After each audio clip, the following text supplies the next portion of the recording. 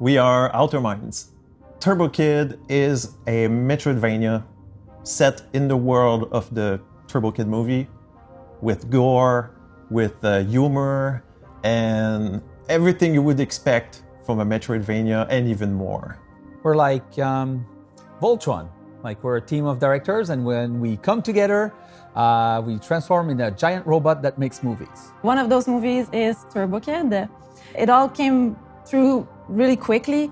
It started with the short films that we had for the ABCs of Death contest, and it eventually became like a big family, and we worked together to build this incredible movie.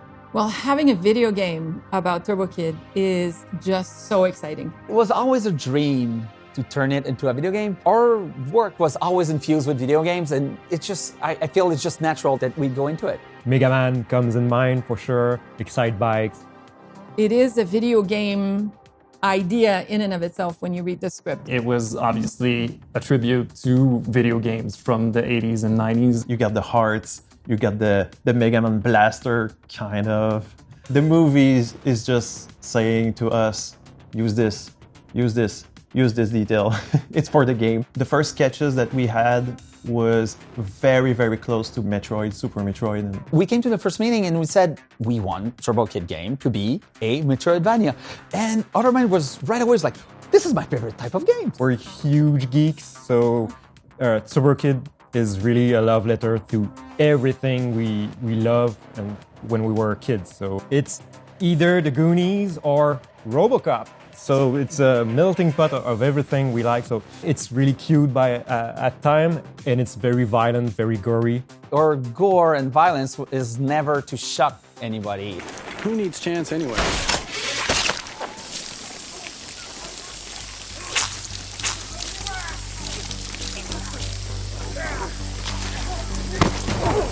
It's like Bugs Bunny for adults, basically. When you think of Turbo Kid, the first thing that comes to mind is over-the-top gore. And of course, we wanted to have that in-game, and it's been a blast, literally. It's been a blast to implement all that stuff and to see all the gory parts in there. The weapons in the game are, of course, going to feature the weapons that you see in the movie. You're going to have your machete as a melee weapon, and you're going to have the turtle glove as your range weapon.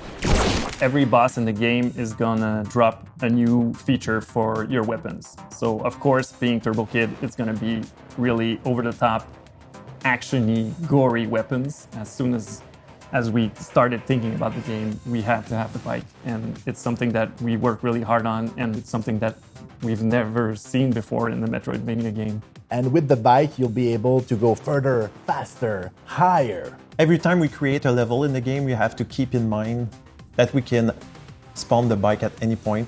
You're in combat, you're exploring, you're inside, outside, whatever. You just spawn your bike. So all the layout of every level has to include, some ramps. We also have upgrades for the bike, like the bike spikes that allow you to go up walls and on the ceilings. When making a game for a movie franchise, people are always scared, like, will it be just a cash grab?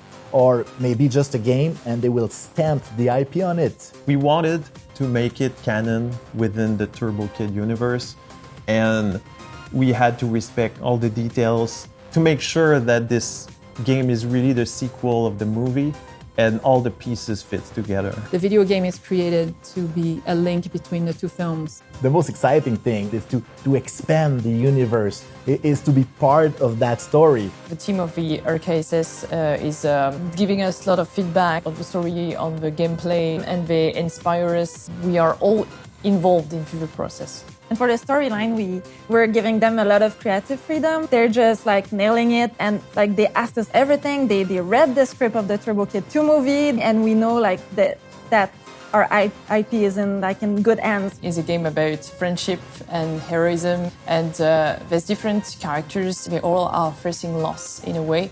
And the difference between like the villain and being a hero is how do you deal with your emotions? So the kid is living the wasteland, or he wants to leave the wasteland.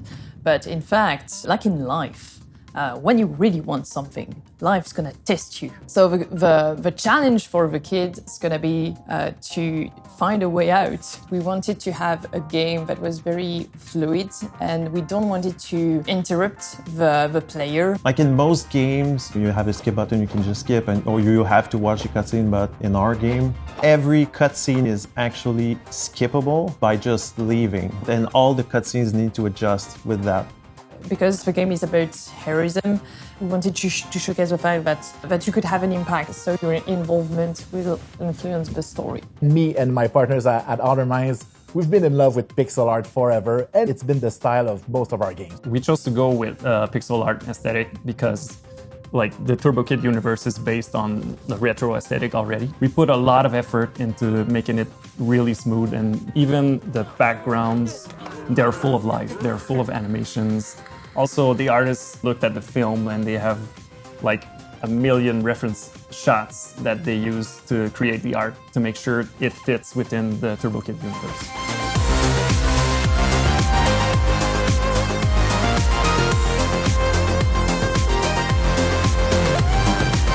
The music of Le Matos in Turbo Kid is a character in itself. It's so important. Like that's what. It's the soul. Yeah, it's the soul of the movie. It needed to be Le Matos that scored the video game. They're part of the DNA of Turbo Kid. Just the fact that we can have a similar soundtrack for the game, for me, this is such a selling point. I mean, it's so awesome. We play a lot of video games together. So I feel like being able to do like music for video games, that's definitely a dream come true.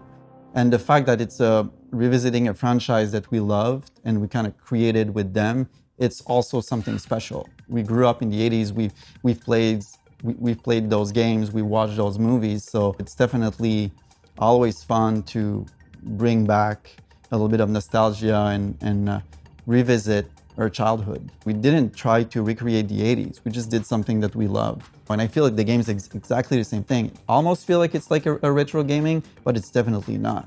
Like it looks so much better and it's so much faster. So far, like Vibes is teaching us how to create this music and build it for the game. We want to make sure that the music that they create is dynamic so that it's implemented in the game in a way that the player is constantly feeling that the music is following the evolution of the game based on the choices that they make. When they came to us, we were kind of scared because it was like, oh man, they're gonna ask us to do some video game retro style, like chiptune stuff that we like, but it's just not us. And they're like, we want to have something that sounds like Turbo Kid. Turbo Kid is really over the top, and that transpires in the music. It's really going to be a great adventure to see Le Matos tracks and like that kind of electronic music in a video game. It's not often that you see that. It's going to talk about grief during the game, so we never did anything with that feeling in music. With this story that's a little bit more dark, it's gonna give us the chance to explore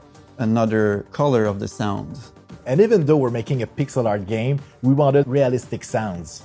And when you're making a game about a gore movie, you need all those squishy sounds to be perfect. I think what's most important is that we create these iconic moments that need these iconic sounds. Il y a une méthode qui est très connue pour donner du son très gore, c'est d'utiliser des légumes principalement, en les mixant, en les tapant, en les triturant, en mettant des coups de hache dedans.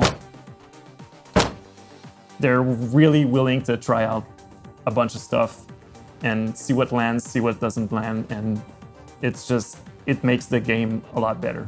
This team is so fun to work with, well organized and exciting, and it just makes us want to work harder and better. Working with the RKSS is not really a job. I mean, they've been friends even before they made the movie Turbo Kid. We've been friends with people from Outer Minds for many, many years, and even Bruno and Tommy have played in the Turbo Kid movie. I mean, it was just natural. We want to make cool stuff with cool friends. It started as a business partnership and it really grew into an awesome friendship. I think that's the beauty of Turbo Kid. The kid has to learn to become a friend, and then he learns about his friend and he has to come to terms with it and move on and grow his friendship. It was a movie about friendship that's going to become a game about friendship made by friends. Like there's nothing like...